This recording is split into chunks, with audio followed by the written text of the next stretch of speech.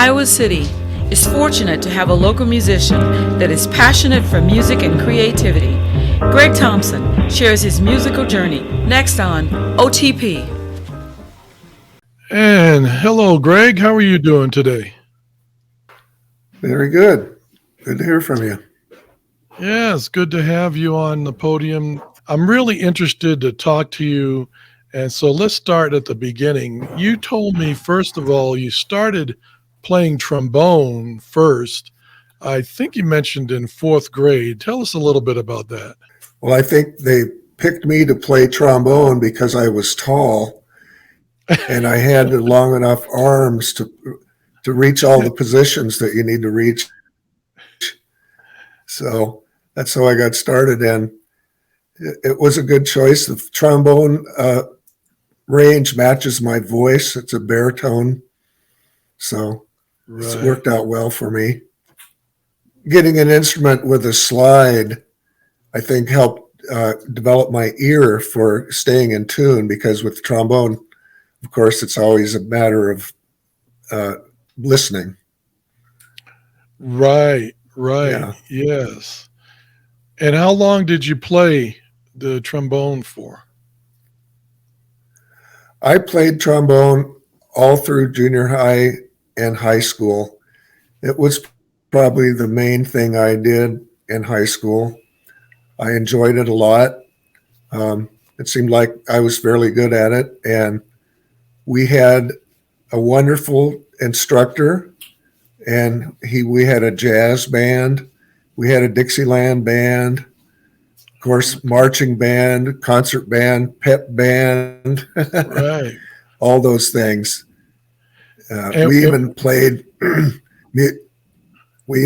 music for the Miss Marion County pageant in 1971. that's great. That's great. And where was this at, Greg? Knoxville, Iowa, just Okay. south central Iowa, little town of about 9,000. And we were fortunate to have a great instructor. Dan Peterson was his name, Right. and he had a huge influence on my life. He taught us how to improvise, or at least the theory behind improvising. Sure.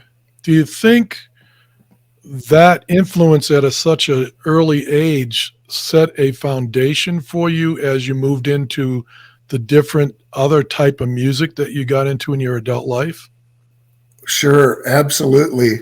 Those basic things like rhythm, being able to read music, to Right. understand a little bit of music theory was crucial, I think, for me. And as well, the piano was also a big help. To be able to look at a keyboard and actually see all the notes was a great revelation to me. Yeah, Yeah, there you go. There you go. So yeah. now you went from uh, high school. Tell us where your journey took you from there. And then you left the trombone. I have a lot of friends of mine here in Albuquerque that love and play trombone, and they got to be sorry to hear you that you left trombone. Talk about that a little bit. Well, that's a really one of my few regrets in life. Um, when I went to college in the 70s, being in a marching band wasn't a very cool thing. And now that I look back on it, really, I really wish I'd done that. I've seen the band members go through on homecoming day, and they're all having a great time playing "In Heaven There Is No Beer" and the Iowa fight songs, all these things. But when I went to college, fortunately, there were several grand pianos in the dormitories, and Mhm. I learned to play piano at home on the family piano. And so my first 2 years of college here at University of Iowa, I would go Mhm. down and kept up my chops on the piano pretty well. But then in my junior year, I moved off campus and there weren't any pianos. So guitar just became the instrument of convenience. It was portable. And I had a roommate that played 12 string who was a Oh, tenor. So our voices blended very well. And he taught me a lot in my early days of guitar playing. so okay. Now I'm getting the picture of your transition, so to speak. Roommate, your friend there, sort of made that connection with you. You picked up the guitar, and then I want to ask you about the music that you gravitated toward. Now, wait a minute. I need to back up for a minute. The music that you talked about in high school, you played improvisation. You were playing jazz, and tell us about the music you were playing there first. We were fortunate. Our instructor, I don't know how he did it, but he was able to get charts from the Doc Severinsen Tonight Show band. Oh And my so we goodness! were playing some really hip stuff, and it was swinging, and we could sometimes hear the same song being played on the Tonight Show if we were able to stay up that late. And yeah, That's I was entranced by the idea of improvising, and right. he was willing to teach us that. That's great. So now, when you transitioned over to guitar, that really helped out, I would imagine, because of course, there's a lot of improvisation with the guitar. So, do you think that gave you a lot of foundation and freedom to utilize on the guitar? Yeah, that early education in music is so critical. I play with some friends of mine who took up music as adults, and they'd missed out on that elementary school music education. And it's Yes. so much harder for them to progress. And learning music is sort of like learning a language, I think. When you're young, you have Right. this special ability to just soak it up. And so definitely, one of my friends said, gosh, I wish I'd really had that early education in music. And I Right. want to say, well, it's not too late. You can still go back and get some of those basics. Right. I didn't take formal guitar lessons till I was 50 years old, and I decided I needed to up my game. So I found myself sitting on the bench with the 14 and 15-year-old boys who are learning to play electric guitar, a humbling experience. Yeah, but it was But good. it Good for them improved to my, see you. yeah, and it improved my technique a great deal. Right. Right. Yeah. So now you make this transition. Correct me if I'm wrong. To the music and genre that you really enjoy and went into. Tell us about that and what type of music you're playing now. I guess I could point to a couple artists. John Prine was a big influence for me. Mhm. And I ended up playing a lot of Grateful Dead songs. I don't play electric lead guitar, but Right. I enjoy the songs. And we played a lot of Jackson Browne back in the day. We were fascinated with Commander Cody and the Lost Planet Airmen were some of Oh, our okay. early heroes. Yeah. Yeah. Yeah. And I've always been especially interested in the singer-songwriters. I kind of leaned that direction when I started playing guitar Hmm. because I felt like I maybe didn't have the golden throat and I didn't have a beautiful voice and I wasn't a extremely accomplished instrumentalist, but I found that I could write songs that There you people go. really responded to, and that has been my greatest joy, I think, in music, was creating songs and having people really appreciate them. Wow. Now, this is almost like we rehearsed it, this interview, because you just got me into that direction. The whole purpose of this kind of this podcast and these conversations is to talk about the love of music all types of music, and I call it the food for the soul and humanity. And you've taken your music. How would you describe the music that you're playing? I've often settled on the term insurgent country. I It's like that. radical. a lot of our songs, we use the traditional instruments of bluegrass, but in a different way. A lot of my songs are about people. I found that in songwriting, if you take the real life elements of a person's life and put them into a song, it brings the song to life, enables people to get a vision in their head of the person that you're writing about. Right. So I have several songs. I wrote a song about my dad. I wrote a song about my boss at work. They're not all flattering songs. I was going to ask you about have that. to be.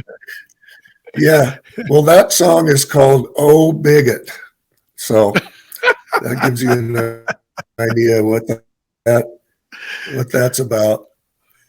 But one of my favorite songs I wrote about our banjo player in Harmony Holler. It's called "A Banjo Totin' Man." It's one of my favorite songs. There you go. After the Dear friend. Off microphone, you'll have to give me a link for that other song there. So I could, yeah.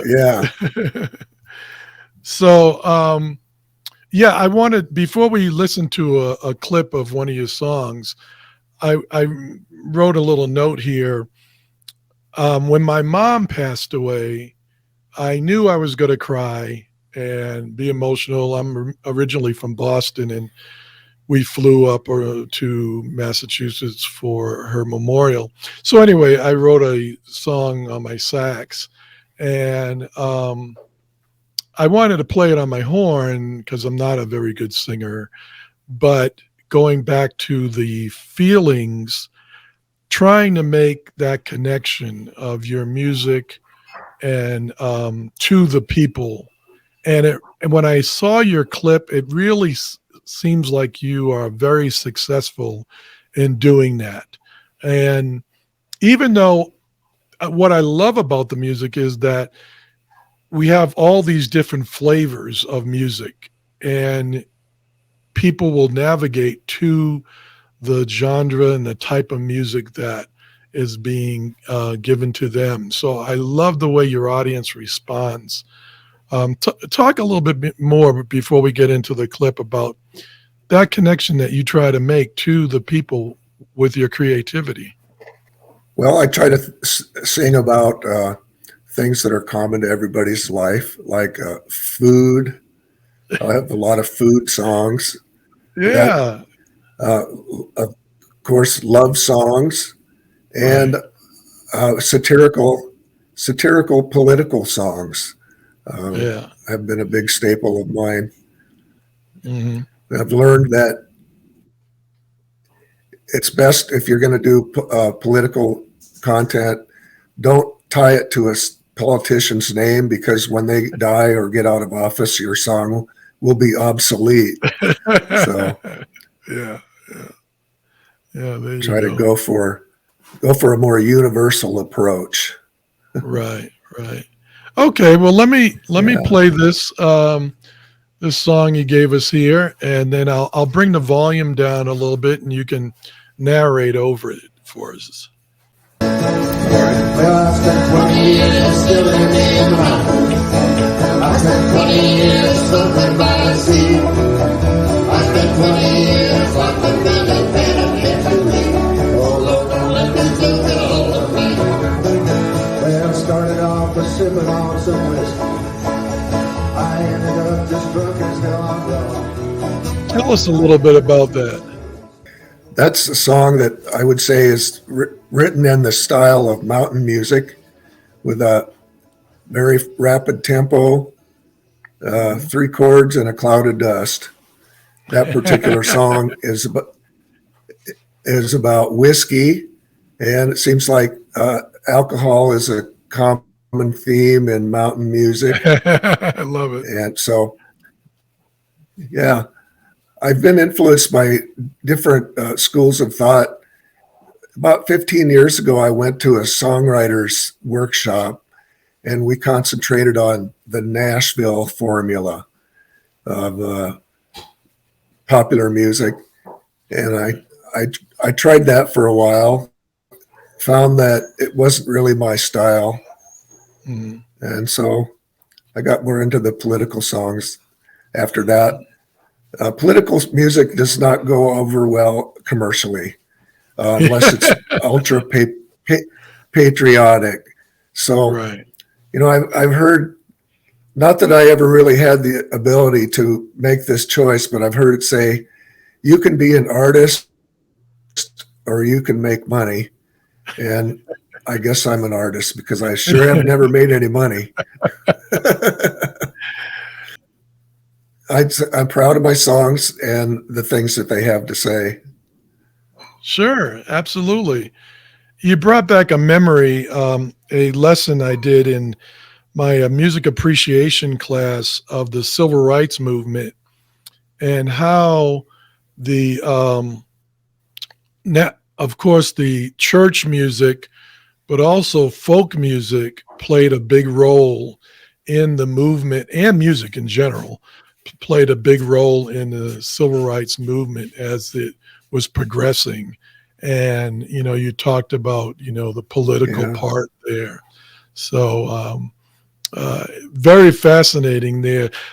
Let's get a little bit into the culture of in Iowa, and where you're playing there, and your audiences that you're playing for. Yeah, I feel really fortunate to live in Iowa City and here in the Midwest. We have a vibrant local music scene. I'm Mhm. fortunate enough to know some of the musicians. We have some musicians that have gone on to national prominence. Greg Brown, Catfish Keith, are just a couple I can think of off the top of my head. But mostly it's been a community of songwriters and musicians. We kind of learn each other's stuff. We Right. can probably sit in with each other without too much trouble in a lot Right. of cases. And I don't know if there's an Iowa City sound. It's pretty diverse, really, uh, but a lot of guitar players. I guess there you that's the go. case everywhere. Now, I don't want to leave this conversation without plugging your wife. She sings, right? Is that correct? Oh, yeah. Yeah, when we met in 1986, she was a lead singer in a local rock band. Mhm. And I ran into her. She was wearing a mini skirt with, what do you call it? Fishnet stockings, and I was smitten immediately. And I was a folk singer, and even though we both had played music all of our lives up to that point, we really didn't know a single song in common. She knew all the rock songs, and I knew the folk songs. So we learned our first song together was called "When the Morning Comes" by Linda Ronstadt Oh and yeah. um, um, can't think of his name right now. But anyway, and after that, we went on to learn many, many songs. We went through an extensive period of learning Nancy Griffith songs Oh yeah. Yeah. and different songwriters. We went through different phases, and we started making up our own. We played together. We had for a time we had a rock band called Cuba River, and we sang kind of Dan Hicks style songs. With I would sing the lead, and I had Gene and our friend Mary would play the female backup parts. That Okay. was a lot of fun. I can Having fun is what it's all about. that is a common thread through all of these podcasts. That's what music brings to our lives. And my son plays sax, and to have a family member that you can play along and have music in common is just a blessing. And it's like cement with your marriage, I would imagine. Absolutely. It's given us a really strong common bond. Sure. Yes. It's something we treasure. Yeah, Definitely. absolutely. Yeah. Proud of it. Hmm.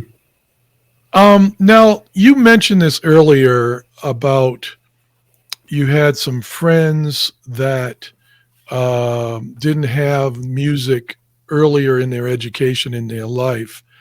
And we have a number of our audience members that are in a similar situation.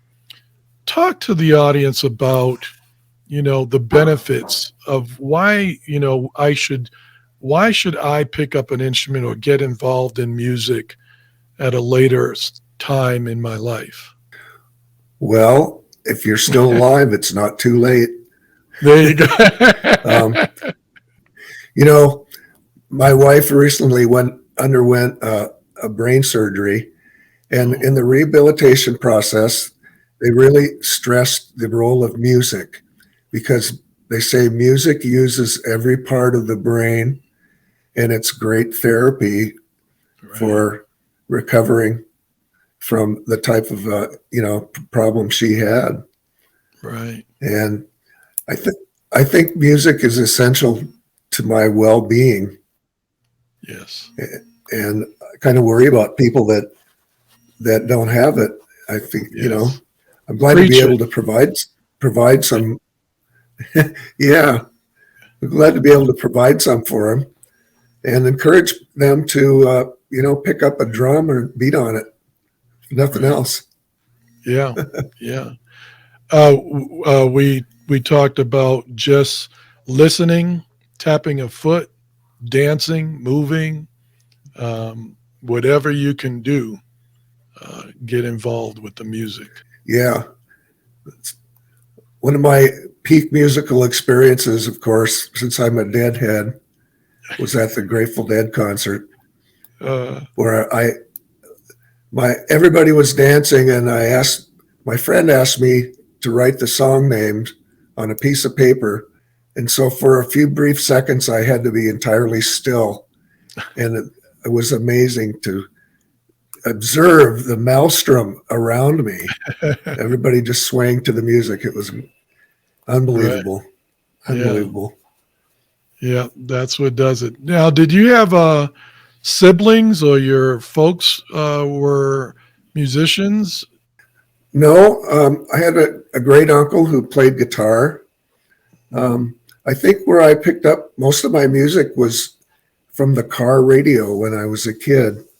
We traveled around the Midwest a lot, and that's where I got my early music education. Plus, fortunately, my dad was a Chet Atkins fan, and so we had Chet Atkins records in the house. And I think maybe that inspired me to play the guitar also. Ah, there you go. So good. There you go. Yeah. Well, look, man, I can see and I hear the passion of music in your soul, in your DNA, and in your life. And I want to first thank you for, coming on the podium today. We had a mutual friend connection, Kathy D, who was on a previous episode that got us in touch with each other. And I owe her a big thank you and cup of coffee for getting us together and you sharing your journey with us.